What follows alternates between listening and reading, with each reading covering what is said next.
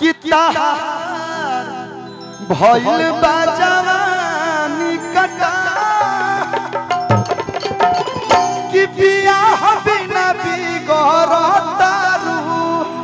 जो मैंने भी गाया था। अच्छा अरे लजाई मत, बस हमार नाम मत ले। ना फलाना कह दे हमरा अच्छा लगी। कुछ रोमांटिक गीत होगा तो मेरा नाम ले सकती हैं। कहीं न कहीं क्यों हमारे नाम ले ला तो हमरो अंदर से गाना आवे लगेला। कि शादी ओकरे से करे के मन बा आए गुआरा वाला लइका पसंद।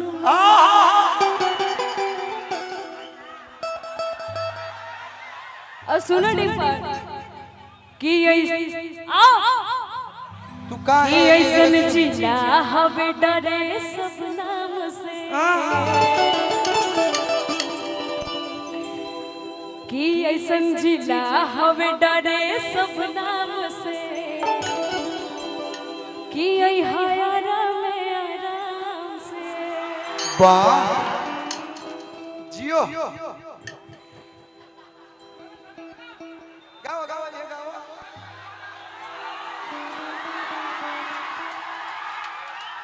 कितना मजा आता है ना अगर कोई लड़का कुछ बोले कमेंट करे तो। कि दिल धड़काता दिल धड़काता केहू के प्यार में, केहू के प्यार में धड़के लागो। मन मस्त भइल बा मस्ती में, मस्त भइल बा मस्ती में, दिल बैठल प्यार की कस्ती में।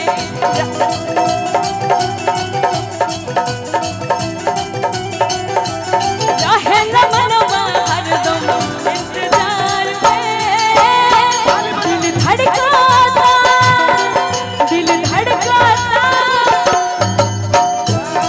कलुज भी सोच रहे हैं, रोआ भी सोचो पहले कि काइए दोनों तरफ जाई जा।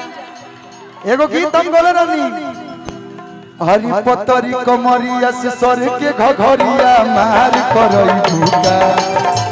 पतरी कमरिया से सर के घघरिया मार करई भूका। नमूना त नमूना यार में कही बारू ए सुगिया मर्डर करे।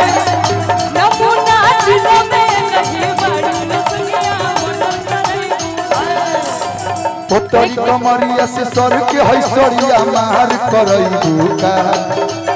सोना जी घघरिया ना आजकल सरिया चलता। हरी पतरी कमरिया से सर के हैसरिया मार करई भूका। नमूना नमूना जिला ना नमूना यारा में कही बारू ए सोना मर्डर करई भूका। क्या मैं ना आप दोनों लोगों की स्टोरी जानती हूँ। मैं यही बोलूंगी कि कितना दिन से आए गुलई के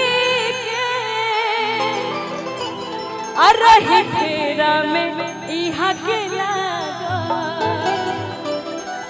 कितना दिन से गुलई के रही फेरा में इसको गलत नहीं सोचना है। पीछे से बोलो तेरी कैसे स्टोरी। सोचते रही आई लव यू कहा, सोचते रही आई लव यू कहा। कल दोसर में हटले आला वाला ले भा।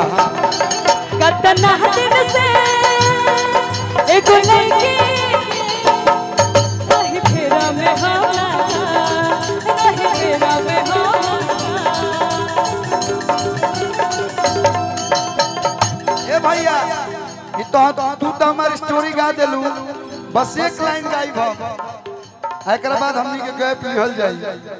भैया आता ना भीड़ हो गइल स्टेज पर कि हम म्यूजिशियन से नजर नहीं मिला पावा।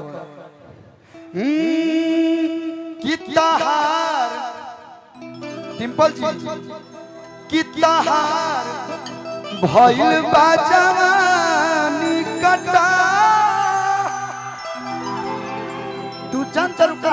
बाड़ू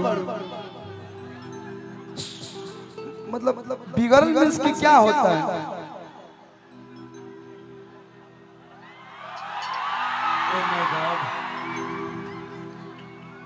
बताओ चाचा हम काहे ना बिगड़ी? हेतना प्यार से हमहू लइके हैं, हमरो दिल कितना भइल बा जवानी कटा कि बियाह बिना बिगड़तारू कि कौन पियतारू पानी दिन पर दिन देखत नहीं। एगो आशीर्वाद काला जवानी बनल रहो, बुझा तो बुढ़ाइबे ना करबे कि कौन पियतारू पानी धनिया ही गरतारू कि तहार अब भइल बा जवानी कटा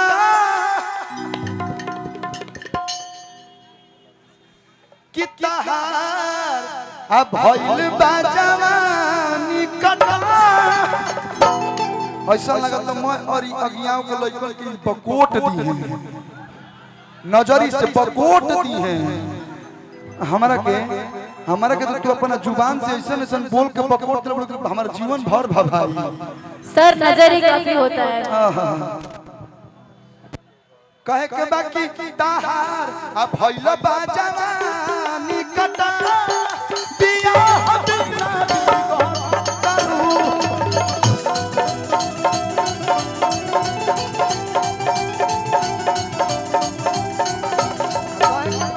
कि तहार भइल बा जवानी कटा बियाह बिना बिगड़तारू।